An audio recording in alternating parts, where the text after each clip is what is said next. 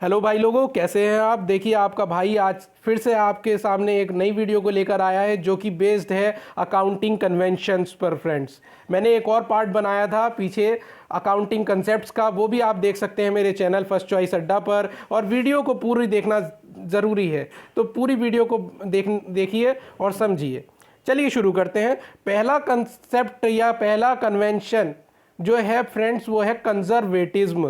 देखिए, कंजर्वेटिज्म में क्या होता है कि anticipate no profits and provide for all possible losses. यानी कि ये कन्वेंशन ये कहती है कि किसी भी तरह का कोई भी प्रॉफिट का चिंता मत कीजिए, यानी कोई एंटिसिपेट नहीं कीजिए। बालक फल की चिंता छोड़ दो, है ना, जो फल मिलने वाला है उसकी चिंता छोड़ दो। और provide for all possible losses, और जितने भी लॉसेस भविष्य में होने वाले हैं उसके लिए एक प्रोविज़न, ये घड़ा बनाकर तैयार रखिए। जैसे कि मैंने फोटोग्राफ में दिखा रखा है कि एक घड़ा तैयार रखिए और उसमें पैसे रखिए, पैसे से भरा घड़ा रखिए। क्यों रखिए? क्योंकि वो लॉसेस जो भविष्य में होने वाले हैं उसको मीट किया जा सके, उसकी भरपाई की जा सके। जैसे कि एग्जांपल मैंने दिया है, making provision for bad debts, यानी बैड डेब्ट्स के लिए प्रोविज़न बनाकर रखना। बैड डेब्ट्स क्या होते हैं? देखिए, सपोज करो फ्रेंड्स, आपने कोई माल बेचा था रामू नाम के लड़के को। अब आपने कोई गुड्स बेचे, माल बेचा, वो आपका डेटर है, आपने उधार बेचा था उसको। अब वो आपको पैसा देगा, भविष्य में कभी ना कभी तो पैसा देगा। पर आपको लग रहा है कि रामू जो है वो कहीं ना कहीं लालची किस्म का आदमी है, वो ऐसा भी हो सकता है कि आपको एक भी रुपया ना दे। तो इसलिए एक तरीके से आप क्या है, बैड डेब्ट्स, डाउटफुल डेब्ट है वो, एक तरीके से क्या है, डाउटफुल डेब्ट। तो उसके लिए आप प्रोविज़न बना के रखेंगे, और प्रोविज़न का नाम क्या रखेंगे? Provision for bad debts. Provision for bad debts मतलब जो भी आपका पैसा डूबने वाला है उस समय बिजनेस को तो ज़रूरत होगी ना उस पैसे की, तो उसकी भरपाई आप उस प्रोविज़न से यानी उस घड़े से कर सकते हैं। तो ये कंजर्वेटिज्म कन्वेंशन ये कहता है कि क्या कहता है कि anticipate no profits and provide for all possible losses. तो आपसे बस एग्जाम में ये पूछ लेगा कि बताइए, making provision for bad debts in respect of doubtful debts, ये किस कन्वेंशन पर बेस्ड है? तो आपको आंसर देना पड़ेगा बस कि कंजर्वेटिज्म कन्वेंशन। चलिए, दूसरी कन्वेंशन है friends, disclosure.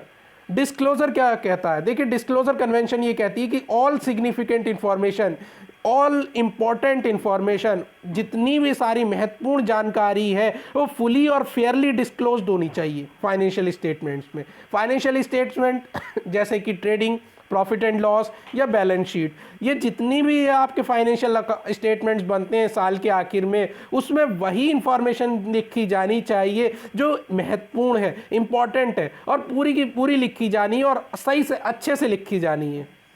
Also there accompanying footnotes, और उसके नीचे फुट नोट भी एक तरीके से आपको लिखना है, एक उससे रिलेटेड कोई जानकारी है तो वो भी आपको ज़रूर दिखानी है।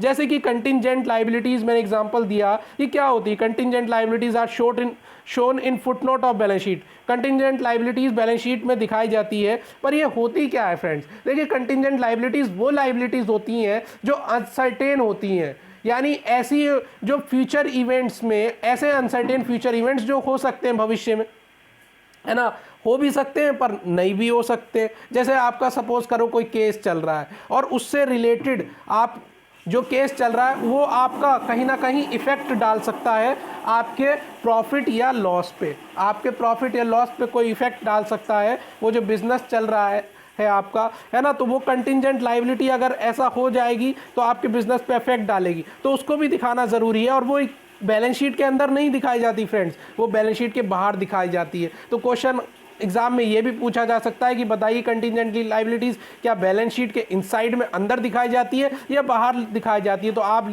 बताएंगे कि कंटिंजेंट लायबिलिटीज़ फुटनोट में दिखाई जाती है। ये एक नंबर का बहुत ज़्यादा इंपॉर्टेंट पॉइंट था फ्रेंड। चलिए आगे बढ़ते हैं।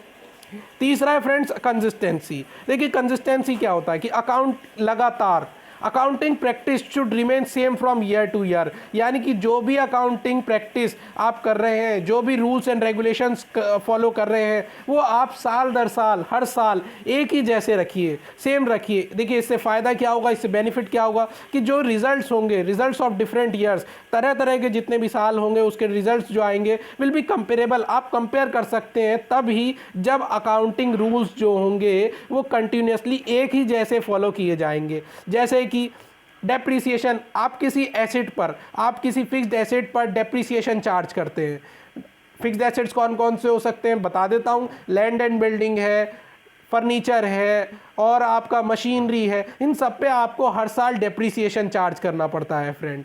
पर अगर आप किसी साल स्ट्रेट लाइन मेथड के यानी SLM मेथड यूज़ कर रहे हैं, यानी कि हर साल 10-10 हज़ार रुपये ही डेप्रिसिएशन लगा रहे हैं, तो आपको हर साल वो 10-10 हज़ार लगाना चाहिए।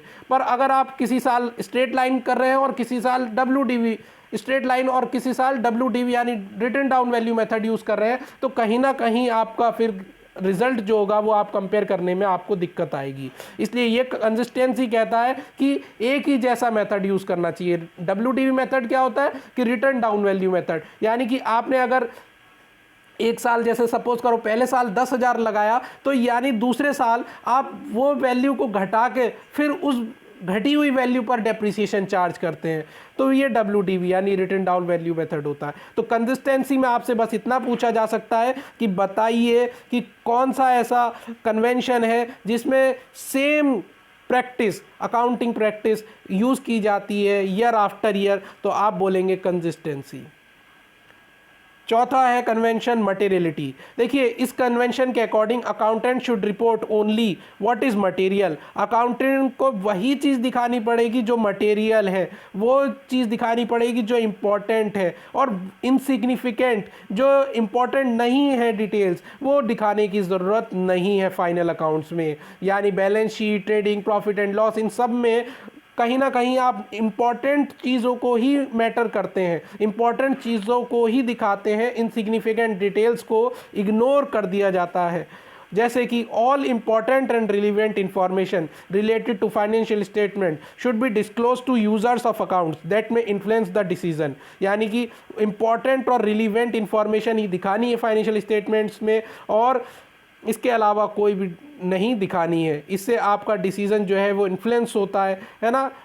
आगे बढ़ते हैं। जैसे उदाहरण के तौर पर मैं समझा देता हूँ। जनरली वी इग्नोर पैसा, हम पैसे को इग्नोर कर देते हैं। हम जैसे सपोज करो आता है 70 रुपये 10 पैसे, तो हम 10 पैसे को छोड़ देते हैं, उसको इग्नोर कर देते हैं और 70 रुपये ही लेते हैं। इससे क्या होता है फाइनेंशियल स्टेटमेंट में हम डिसीज़न सही से ले पाते हैं, जो भी हमारा डिसीज़न प्रभावित होता है ना। तो मटेरियलिटी कन्वेंशन ये कहता है कि उन्हीं डिटेल्स को मैटर करना है, उन्हीं डिटेल्स को महत्व देना है जो मटेरियल है, जो इम्पोर्टेंट है, इनसिग्निफिकेंट डिटेल्स को छोड़ देना है फ्रेंड्स।